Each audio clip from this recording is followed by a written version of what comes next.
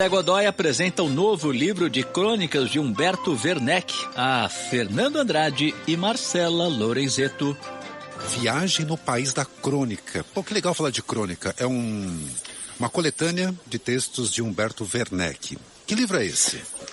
Pois é, Humberto Werneck, jornalista, escritor, ele ficou 4 anos trabalhando num lugar delicioso, que eu indico aí para nossos ouvintes, leitoras, leitores, que é o Portal da Crônica Brasileira, uma iniciativa do IMS, em parceria com algumas outras instituições, como a Casa de Rui Barbosa. São lugares que têm acervos de escritores e que aproveitaram esse acervo para retirar desse baú pérolas, né, que é esse grande manancial de cronistas brasileiros e a produção de cada um deles. O que o Humberto faz, ele trabalhava nesse portal e escrevia sobre o acervo, contando histórias dessas crônicas, desses escritores, de como eles faziam as crônicas, ou contando um pouco sobre a trajetória deles. Esse livro agora, o Viagem no País da Crônica, é uma coletânea desses textos que ele publicou ao longo de quase 4 anos. E para quem gosta de crônica, sim, é delicioso, porque cobre aí talvez o período mais rico, né, da crônica no Brasil, um período ali de muita efervescência no jornalismo, ou seja, a gente tinha muito veículo, né, e quase todo veículo importante, provavelmente aqui no Rio de Janeiro, que era a grande cidade, né, ainda capital da federal, quase todo grande veículo tinha ali um cronista ou mais de um cronista. Só que essas pessoas que são esses cronistas são tipo Rubem Braga, Fernando Sabino, Raquel de Queiroz, Clarice Lispector, Paulo Mendes Campos, Antônio Maria. Ou seja, é a seleção brasileira da crônica, né? E é muito gostoso de rever assim. O Humberto tem um conhecimento enorme sobre esses escritores e sobre a crônica, assim, então a gente acaba conhecendo e revivendo ali muito da trajetória desses escritores e da própria produção desse material. É um Rio de Janeiro muito específico, né? O Rio de Janeiro é da Zona Sul, então é um lugar que aparece muito nessas crônicas, de certa forma a crônica desses veículos está mais ou menos para a música como a bossa nova, né, que também tratava ali, era um outro grupo de jovens talentosos também na Zona Sul Carioca, mais ou menos na mesma época, produzindo música, e aqui é um grupo de escritores incríveis. A diferença é que a grande maioria talvez vinda de fora, né, muitos mineiros, como o Fernando Sabino, Paulo Mendes Campos, um capixaba como Rubem Braga, Raquel de Queiroz, né, cearense, ou seja, tinha gente de quase todo canto.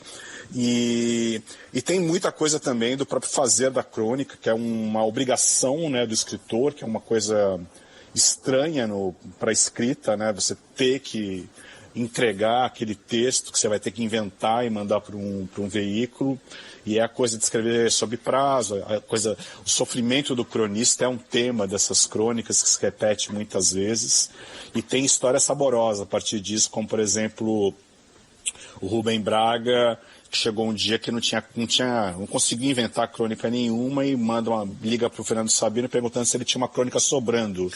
Aí o Fernando Sabino vai lá nos arquivos dele e resgata uma crônica antiga que falava de uma sopa popular no centro do Rio.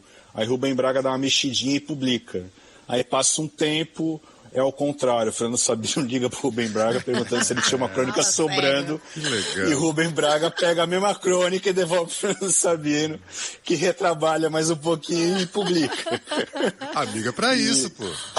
Mas a mesma, tinha que mudar uma nova, pelo menos. Sério. A sopa mudaram os ingredientes da sopa, Marcelo. Boa. Agora, eu não sabia da existência desse Portal da Crônica Brasileira. Que legal isso, agora que eu tô vendo aqui. Maravilhoso. Por exemplo, hoje tem uma crônica de um cronista que muita gente não conhece, que é genial, que é o José Carlos Oliveira, né? O Carlinhos Oliveira. Hoje todo dia tem uma crônica. Hoje a crônica é um coelho dele, que é uma crônica maravilhosa, que é o coelho que muita gente ganhou da empresa de turismo, uma agência de publicidade do Rio, ele dá de presente para 20 personalidades da cidade um coelho vivo na Páscoa. E aí o José Carlos Oliveira conta a relação dele com o coelho que ele ganhou. Que na verdade a crônica é muito sobre isso, né? Sobre esse fato momentâneo, né? Que pode acontecer na tua vida, você pode observar na rua, um vizinho, alguém no mercado, na padaria, são detalhes muito específicos. Voltando para o Rubem Braga também, o Rubem Braga tem uma temporada em Paris, né? Alguns desses autores têm temporadas em Paris, e ele começa a escrever muito de lá, e ele tem uma crônica, ele tem mais de uma crônica que ele tematiza ali a rua onde ele viveu em Paris, mas a grande sacada, a grande descoberta dele depois de um tempo é saber que ele morava no mesmo apartamento que onde o Proust, né? O Marcel Proust tinha vivido, assim, e isso abre vários panos para várias mangas de crônicas, assim, que ele vai acabar escrevendo. Então, para quem gosta dessa geração... Nossa, eu adoro. Isso também acho que é muito legal, né, Fernando, Marcela, assim, a chegada da crônica aos livros, que começa muito numa iniciativa do Braga e do Sabino, quando eles montam a editora do autor no começo dos anos 60. Eles que vão perceber esse enorme material que tinha, porque essas crônicas estavam mortas, né, elas saíam nos jornais, mas elas não eram compiladas em livro.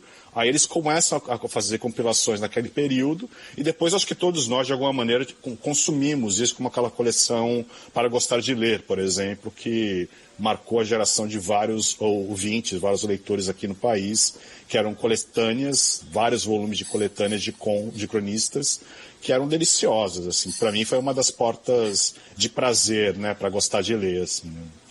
Legal, agora só uma dúvida, todas têm como cenário Rio? Não, tem de tudo. Tem de tudo. Tem essas de Paris, tem tudo. É muito amplo, assim, muito diverso, assim. O que eu falo do Rio, porque muitas dessas crônicas foram publicadas em veículos cariocas.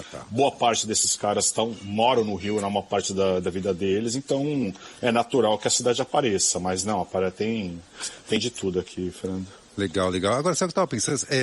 A sensação que eu tenho hoje, assim, é tão bom quando você pega o jornal e aí só tem notícia ruim, tem um peso muito forte, e de repente você se depara com uma crônica totalmente fora do contexto. Isso suaviza tanto a forma como a gente absorve as notícias. Quando você tem uma crônica boa no meio disso tudo, você não acha? Sim, não, quebra completamente. O Humberto fala aqui, né, logo na introdução ele fala que muita gente pegava o veículo e começava pela crônica, né?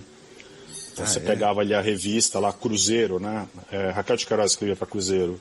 Muita gente começava a ler a Cruzeiro, que era a principal revista do Brasil, pela crônica da Raquel, né? Porque te dava aquele acalanto no coração antes de você mergulhar nas notícias mais pesadas, né? Um pouco que você está falando. Eu, por exemplo, peguei o Otto escrevendo, né? O Otto é uma história engraçada também, o Otto Laura Rezende. Ele é um cronista tardio, então ele vira um cronista mesmo fixo, né? Quando ele começa a escrever na Folha, já no final da vida, onde ele escrevia, acho que eram 6 crônicas por semana, se eu não me engano. E eu tive essa chance de ser leitor do jornal e todo dia ter esse cara escrevendo no jornal, isso é incrível. E depois, quando ele morre, quem assume o lugar dele é o Coni, né? E então para mim era sempre, quando eu era muito mais novo, eu começava a ler o jornal pelo esporte, e depois, quando eu comecei a descobrir a crônica, eu começava a ler pelos cronistas, que eram deliciosos de ler e começar bem o dia, né? Muito bom. Qual é o livro, então, que a gente falou hoje? Qual é a editora, Zé? Eu falei hoje de Viagem no País da Crônica, do jornalista e escritor Humberto Werneck. Sai aqui no Brasil pela Tinta da China Brasil, uma editora portuguesa que tem um braço brasileiro agora aqui no país.